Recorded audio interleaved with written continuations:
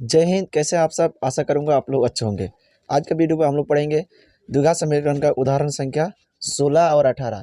आप बोलेगा 16 से 18 कैसे चल गया, तो मैं आपको समझा देता हूं। उदाहरण संख्या 16 और उदाहरण संख्या 18 सेम टाइप का प्रश्न है। बीच में आपका 17 नंबर जो है थोड़ा सा भाषा वाला है। मैं उसको क्या करूँगा, अगले वीडियो में आपको सही तरीके से समझा के बना दूंगा। ठीक है, तो हम लोग क्या करेंगे, उदाहरण नंबर 16 और 18 को बनाएंगे। इसमें क्या कह रहा है, हम लोग प्रश्न को मतलब पढ़ते हैं। क्या लिखा है, द्विघात समीकरण 2x² - 4x + 3 = 0 का विवेक्तर ज्ञात कीजिए, फिर मूलों का प्रकृति ज्ञात कीजिए। तो विवेक्तर क्या होता है, विवेक्तर होता है मैंने विवेचक बोल सकते हैं, विवेक्तर होता है। ठीक है, तो उसका फॉर्मूला आपको पता है, D = b² - 4ac। उसी तरह इसमें भी देखते हैं, समीकरण 3x² - 2x + 1/3 का विवेक्तर ज्ञात करें। विवेक्तर ज्ञात करना है, यहाँ पे सेम वही बोला है। फिर मूलों का प्रकृति ज्ञात करें। मूलों का प्रकृति तो आपको 3 होता है, वास्तविक और अवास्तविक होता है। ठीक है, 2 होता है। यदि वे वास्तविक है तो उन्हें ज्ञात करें। वास्तविक तो 2 कंडीशन में होता है, यदि डी का मान 0 आएगा तो भी मूलों का अस्तित्व होगा, यदि डी का मान 0 से बड़ा होगा तो मूलों का अस्तित्व होगा या वास्तविक होगा। ठीक है, यदि डी का मान क्या हो गया, माइनस वाला आ गया तो कहीं मूलों का अस्तित्व नहीं होगा। ठीक है, इस टाइप का पूरा इंट्रोडक्शन हम आपको बता दिए हैं। ठीक है, तो हम लोग क्या करते हैं, पहले पहला नंबर 16 नंबर का हम हल करते हैं। क्या है समीकरण, सोल्यूशन देकर हल करेंगे। क्या है सोल्यूशन में, क्या 2x² - 4x + 3 = 0। हम लोग क्या करते हैं, पहले मान को अलग अलग कर लेते हैं। ए क्या होता है, जो x² के साथ रहता है वो ए का मान। बी कौन होता है, जो x के साथ रहा -4। सी कौन होता है, जो अकेले रहता है वो नियतांक हो गया। ठीक है, तो हम लोग क्या विवेक्तर का फॉर्मूला यानी डी का फॉर्मूला क्या होता है, b² - 4ac। फॉर्मूला जब लगाएंगे, ठीक है, तो b² -4 का स्क्वायर हो जाएगा, -4 गुना ए का मान कितना है, 2 है। सी का मान कितना है, सी का मान 3 है। 4 चौके 16, 4 दूना 8 तिया 24।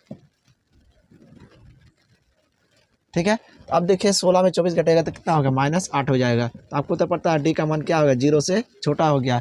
जब 0 से छोटा आ जाता है कोई भी मान, हम क्या उसका हल कभी भी नहीं निकाल सकते हैं। चाहे कोई भी विधि आप लगा दीजिए, उसका हल कभी भी नहीं हो जाएगा। ठीक है, तो आप क्या कर सकते हैं, विवेक्तर ज्ञात करें। तो विवेक्तर का मान कर डी का मान कितना हो गया, डी का मान हो गया -8।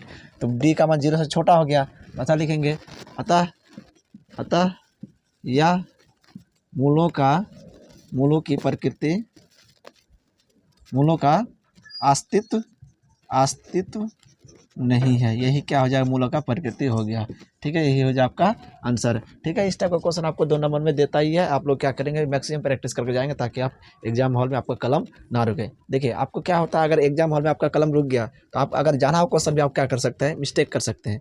ठीक है, तो आपसे मैं हाथ जोड़ के विनती करूँगा कि आप मैक्सिमम प्रैक्टिस करके जाएंगे ताकि आप एग्जाम हॉल में आपका कलम जितना जानते हैं उससे आपका कलम ना रुके। ठीक है, तो अगले प्रश्न का देखते हैं। समीकरण का सेम उसी तरह हम लोग उतारते हैं। समीकरण का उतारने के बाद क्या प्राप्त होता है, देखिए तो क्या है, 3x² - 2x + 1/3 = 0। आप अगर यहाँ पे चाहेंगे तो आप लोग क्या कर सकते हैं, इसको एलसीएम लेके हल भी कर सकते हैं, लेकिन उतना करके कोई फायदा भी नहीं है। आप लोग सिंपल सा ए का मान क्या मान लेंगे, ए का मान x² के साथ जो रहेगा 3, बी का मान को जो x के साथ रहेगा -2, सी का मान क्या होगा 1/3 हो गया। ठीक है, तो फॉर्मूला तो वही जानते हैं ना, डी बराबर क्या होता है फॉर्मूला, b² - 4ac। ठीक है, बी का मान कितना, -2 का स्क्वायर -4 गुना ए का मान कितना हो गया 3 और सी का मान हो गया 1/3। ठीक है, तो 2 का स्क्वायर क्या होता है, 2 का स्क्वायर 2 दूना 4 हो जाता है, -4 यहाँ से 3 कटेगा तो बदल क्या 4 -4 बराबर हो गया 0। तो डी का मान क्या हो गया, डी का मान 0 हो गया।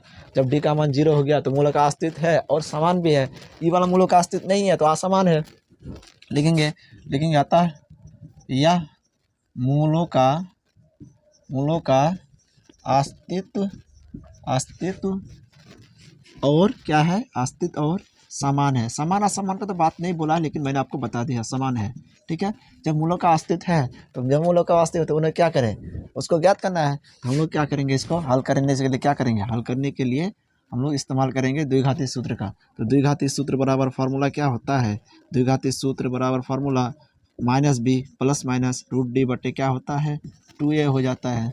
ठीक है, अब देखिए ना -b का मान कितना है, b का मान माइनस, अब -2 हो जाएगा प्लस माइनस, डी का मान कितना हो गया 0 और 2 गुना ए का मान 3, 2 माइनस -2 प्लस हो जाएगा, प्लस 2 एकम 2, इधर क्या होगा टोटल 0 और 2 दूना 2 तिया 6 काट के क्या होगा 1/3। कहने का मतलब 1/3 और 1/3 जो आपका आंसर हो जाएगा। ठीक है, इस टाइप का प्रश्न आपको 110% आने की संभावना है। आप लोग क्या करेंगे, ऑब्जेक्टिव हो सब्जेक्टिव हो, इसको सही से देख के जाएंगे। कैसा लगा वीडियो? मैं इसके बाद वाला वीडियो में, अगले वीडियो में उदाहरण संख्या 7 को बना दूंगा, ताकि आप उससे भी क्या हो जाए, संतुष्ट हो जाए। और हो सके तो आपको अगर उसी को दे दे तो आप लोग क्या घबराए नहीं, उसको सही से प्रैक्टिस करके जाइएगा। और भाषा वाला हिसाब है, जिसके कारण मैंने उसको क्या किया, अलग से उसको एक वीडियो बना के आपके सामने डाल दूंगा। ठीक है, धन्यवाद, जय हिंद।